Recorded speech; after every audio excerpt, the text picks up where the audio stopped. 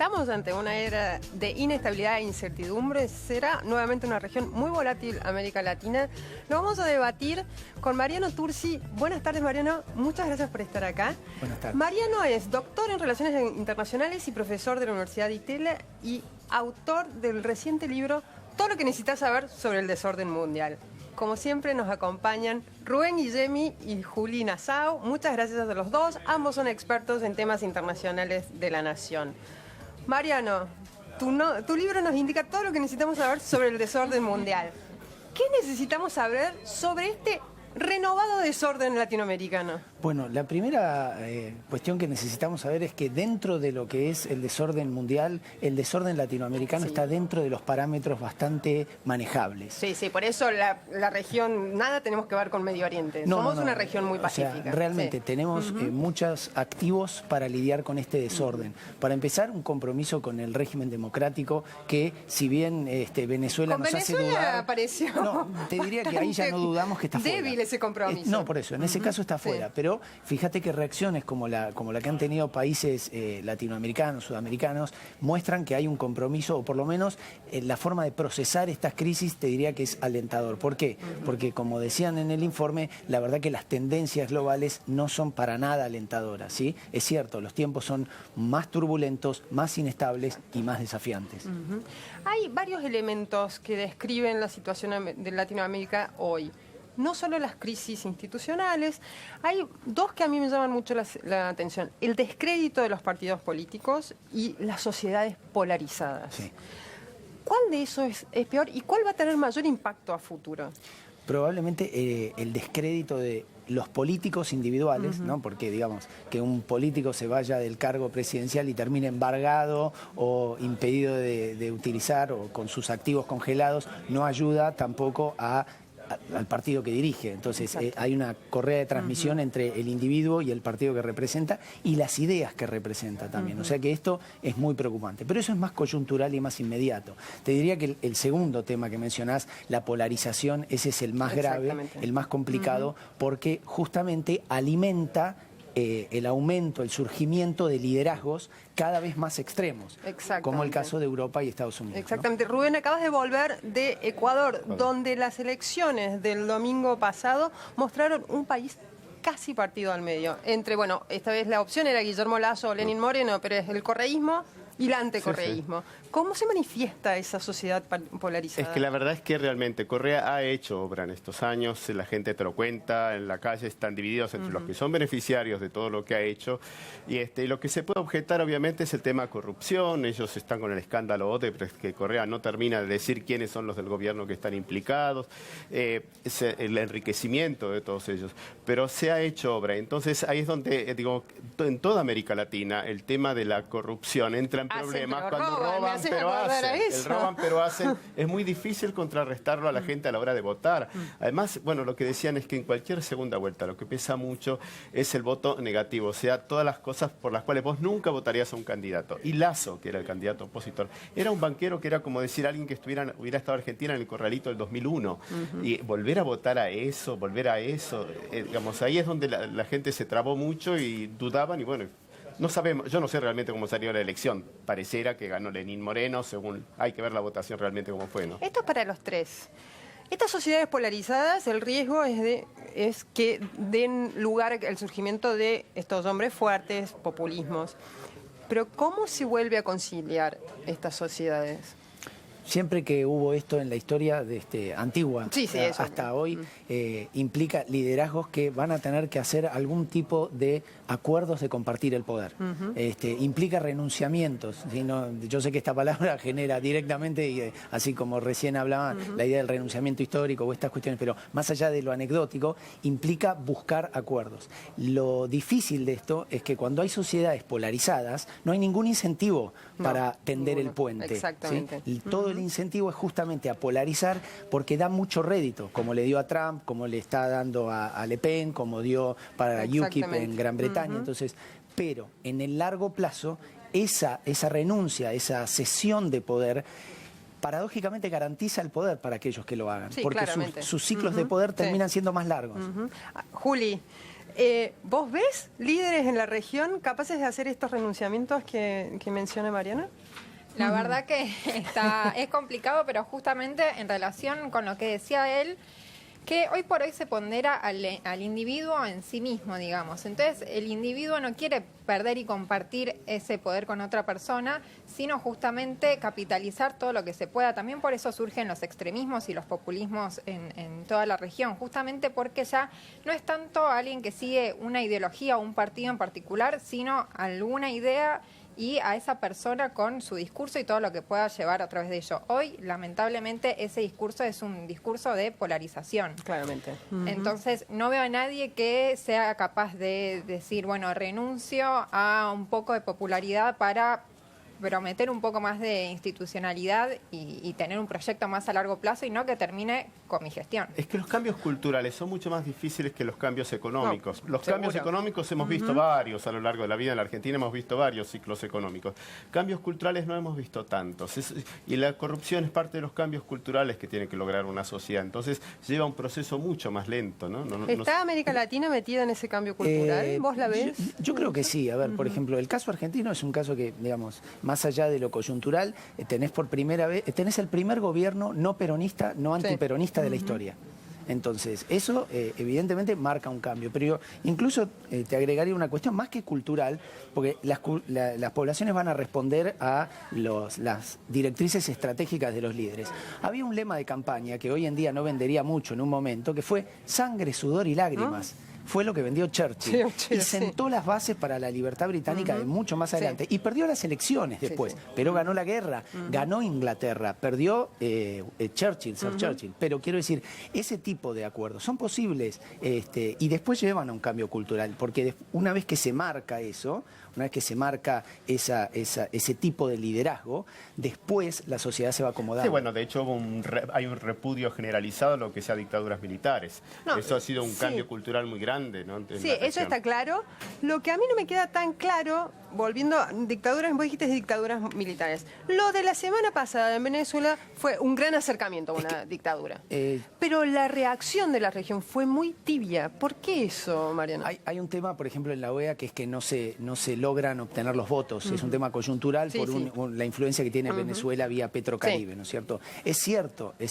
¿Por qué? Porque los otros también están metidos en sus propios escándalos. ¿Sí? Caso Brasil, caso Paraguay también. Entonces, falta justamente el liderazgo. Incluso desde Argentina no se tomó claramente este tema como una bandera. Fue muy titubeante. Durante 2 días fue una ida y vuelta, pero era muy obvio lo que estaba haciendo Maduro y era mucho lo que estaba esperando el resto de la región a ver qué sucedía. Sí. Y era un momento clave también, en un momento en que la región está buscando un líder nuevamente, un lugar que supo ocupar Dilma Rousseff por mucho tiempo.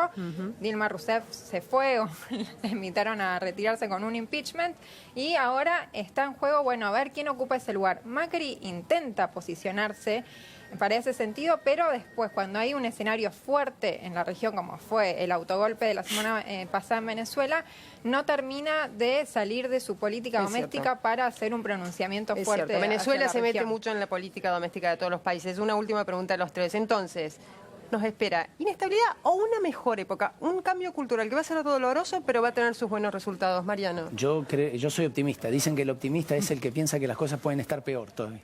Con lo cual creo que hay bases institucionales, políticas e inclusive económicas para ser optimista en general, un nuevo tipo de coalición política que pueda invitar a un cambio cultural. Bien. Rubén y Juli. ¿Optimistas, negativos? No, viniendo además de Ecuador, donde realmente tenía esperanzas de que otra cosa, por la alternancia, aunque sea. Sí, la alternancia es muy importante para la salud democrática. Sí, para la salud democrática. No les gusta, a ningún latinoamericano le gusta la alternancia, entonces, yo que sé, lo veo difícil. El asunto es sí que va a haber un cambio, pero con tanto largo plazo.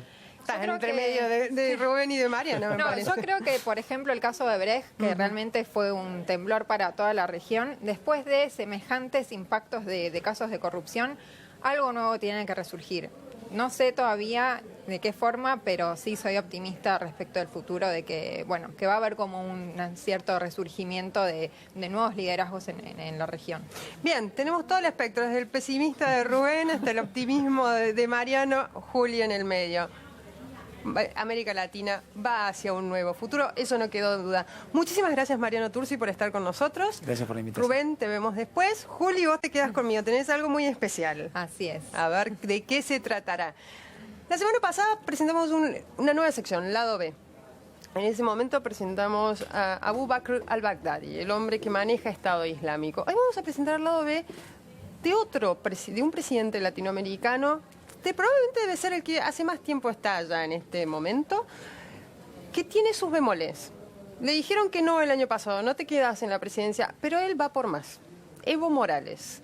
Juli, ¿qué tenés para contarnos del lado B de Evo Morales? Bueno, Evo Morales tuvo una infancia que explica un poco cómo llegó hasta acá. Efectivamente, él es el primer líder socialista, cocalero e indígena. Él cuando nació no sabía hablar español, un idioma clave para las relaciones internacionales. Pero luego el sindicato y ser justamente una persona de origen indígena y un sindicalista cocalero le permitió llegar hasta donde está. Hay que ver cómo fueron también los orígenes y cómo se formó esta persona que está llevando un liderazgo muy especial, que no quiere abandonar el poder, de hecho, después de 11 años. Bueno, vamos a empezar por Para una pregunta, antes seguro que me matan de producción. El otro día cuando planeábamos el lado B, me dijiste que ya no quedaban presidentes sensuales en América Latina. O sea que Evo Morales lo descartás como un presidente sensual. Yo lo dejo a tu criterio. Fue una pregunta en realidad. No fue una pregunta. No, recuerdo el diálogo. Vamos a ir viendo en los siguientes lados B a ver qué vamos a encontrando. Es cierto. Igual yo dije historias sensuales y no necesariamente una valoración física. Como te decía, Ine, él cuando nació solo hablaba aymara, recordemos que él es de origen aymara, nació en el campo. ¿Y dónde aprendió a hablar español? Acá en la Argentina. Fue a los 7 años cuando vino con su padre y una de sus hermanas a Salta. Mirá, no sabía ese dato. El padre iba a trabajar en un ingenio azucarero y para aquellas personas del extranjero que venían a estudiar a Salta, era un requisito que mandaran a sus hijos a la escuela. Colegio. Así fue que Evo Morales fue a la escuela. No se le nota el acento salteño cuando abre. Bueno, ahí aprendió, no sé, después por qué camino lo llevaron. Y él dice que cuando empezó a ir a la escuela, él efectivamente no sabía español, entonces que él se sentaba atrás de todo y que no entendía lo que pasaba en la clase.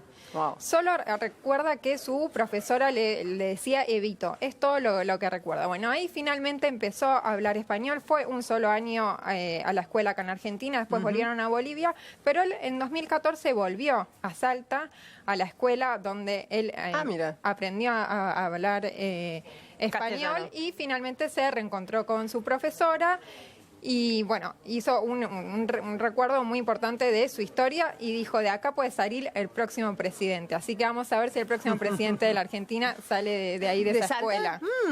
¿Saldrá de Salta? Veremos. Después más adelante, bueno, ahí mismo en Salta se convirtió en heladero. Él vendía picolé, así le dicen a los helados de agua ahí en Salta. Y él dice que no lo hacía tanto por el dinero, sino que por cada jornada de trabajo le regalaban 2 o 3 helados de agua que a él ya lo contentaba para el resto del día. Así que fue su primer trabajo, fue también un pequeño empresario. En Salta, exactamente. Siempre fue muy inteligente, no sabía que era tan buen empresario desde niño. Y también luego, al volver a Bolivia, también uno de sus primeros trabajos fue en la Banda Real Imperial, donde fue trompetista.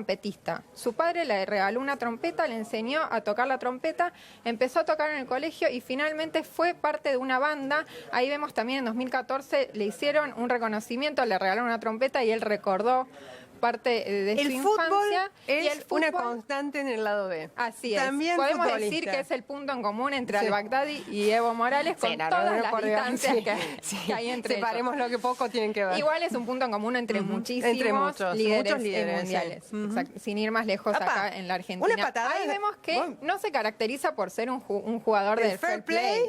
Ahí vemos en 2010, él tiene un equipo presidencial.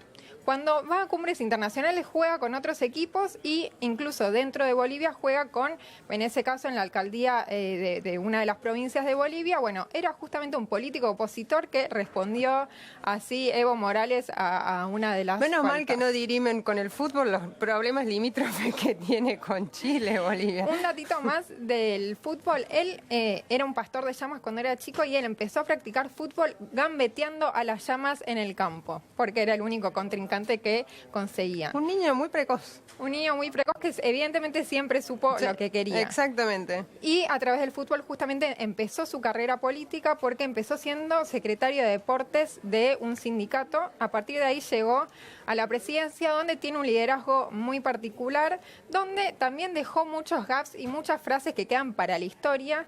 Y por eso hay un título de un libro que se llama Evadas. ¿Qué es Evadas? Reúne unas 100 frases de Evo Morales durante sus primeros 10 años, ya va por 11, donde dijo cosas que llamaron la atención del público y que van a quedar para la historia. Me parece que esto no lo hizo. Las Evadas no son de comediante que era. Las Evadas fueron más bien metidas de pata, ¿no? Así es, pero tuvo su niñez de comediante también en una obra de la infancia donde él hizo un papel que se llamaba Mariano. Era una obra de comedia y a partir de ahí le fue tan bien en esa obra que le hizo varias veces que todos los amigos a veces le dicen Mariano. Míralo, Evo Mariano. Muchas gracias. Cuando hablamos del pollo, el pollo que comemos está cargado de hormonas femeninas. Por eso los hombres cuando comen este pollo tienen desviaciones en su ser como